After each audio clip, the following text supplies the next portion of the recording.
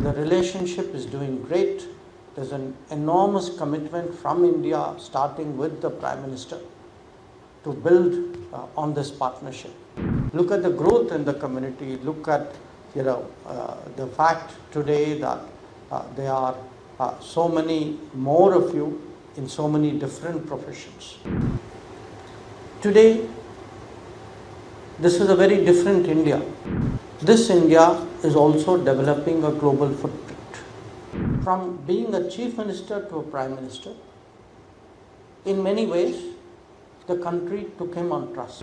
India is in a position to regularly feed a population the entire size of Europe and North America, able to give houses to people larger than the population of Japan, able to free women from firewood in the kitchens and give them gas cylinders, which is more than the population of Germany. If you look at the change in the last decade, we've had every Prime Minister of Australia since 2014 has met with Modi ji. The current Prime Minister, Mr. Albanese, and Modi ji actually have had 7 meetings to date. And I just cite that to you as an example of really this new energy, this new interest which has come into our foreign policy. And I contrast it in a way to how it used to be, that it was sometimes rare in one generation to see a high-level visit. It took us 20 years after independence to have the first prime ministerial visit to Australia. So the first message I bring to you today is the relationship is doing great. There's an enormous commitment from India, starting with the Prime Minister, to build on this partnership. And it is something which we regard today. Yesterday when I addressed the Indian Ocean Conference, I said I regard this as the most consequential relationship we have in the Indian Ocean. And that is why I am here, and that is why it is very likely, if all goes well, that you will keep seeing me coming to Australia. Now, I spoke to you about how the political exchanges at the leadership level have grown. But you take any other way of measuring. Look at the trade today. Our trade with Australia is upwards of $20 billion, growing steadily. The ECTA that we have concluded is really giving it a boost. We are confident that there will be a follow-up agreement to that. So certainly, if one looks at the trade and investment side today, again, there is that sense that this is a relationship which is very much on the rise. Or look as a community at the community itself. Look at the growth in the community. Look at the fact today that there are so many more of you in so many different professions. And it is manifesting itself in different ways. I mean, we have just recently, when Prime Minister was here, we announced a new consulate in Brisbane. Australia has opened one in Bengaluru. And I expect more of this to unfold as the community grows. Or if I were to look in terms of defense and security, because for any country, that is something very important. That today we and the Australian Defence Forces work very closely as partners. We do exercises together.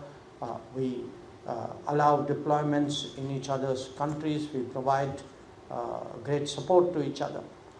So this is today very much a relationship that is growing, that is deepening, that is getting new content, new substance, and a higher profile with I would say every passing month, every passing year. And it isn't only in Australia. Today, this is a very different India that we are talking about. This India is also developing a global footprint. And that footprint has actually brought us much deeper into this broader region itself.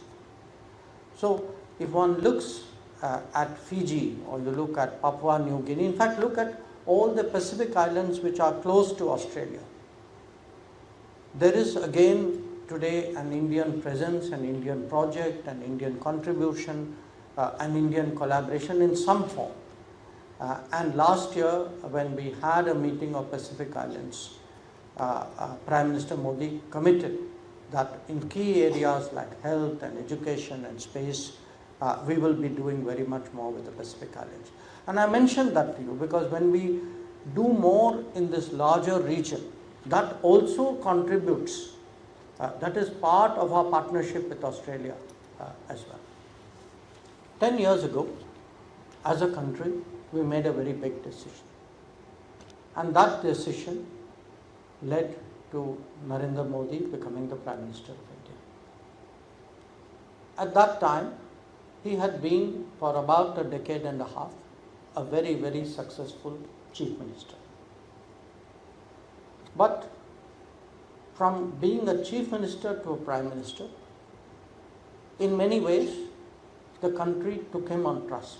The country expressed a hope that they hoped that everything that he had done in his own state, the changes he had made, the governance, the good governance he had brought, that he would be able to take it to a national level and take the country to a very, very different place.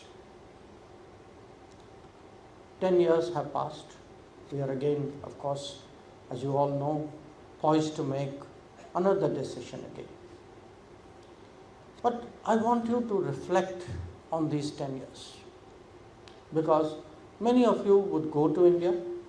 It's possible some of you may not have had the opportunity, or if you go to India also, you may go to your hometown or go to one city in India, may not have the chance, as many of us who live in India do, of traveling with it. But I ask you to think back in 2014. Suppose I was standing before you in 2014 and I told you that, you know what, we have just elected a Prime Minister whose administration and governance would see that this country, India, is in a position to regularly feed a population the entire size of Europe and North America, which is able to give free health care to more people than who live in Europe, which is able to give houses to people larger than the population of Japan, which is able to free women from firewood in their kitchens and give them gas cylinders, which is more than the population of Germany, which will give loans to people, small people who would normally never get those loans from banks, to allow them to stand on their own feet, and this would be larger than the population of South Africa. I think you people would not have believed it. And yet, that is exactly what has happened in the last 10 years.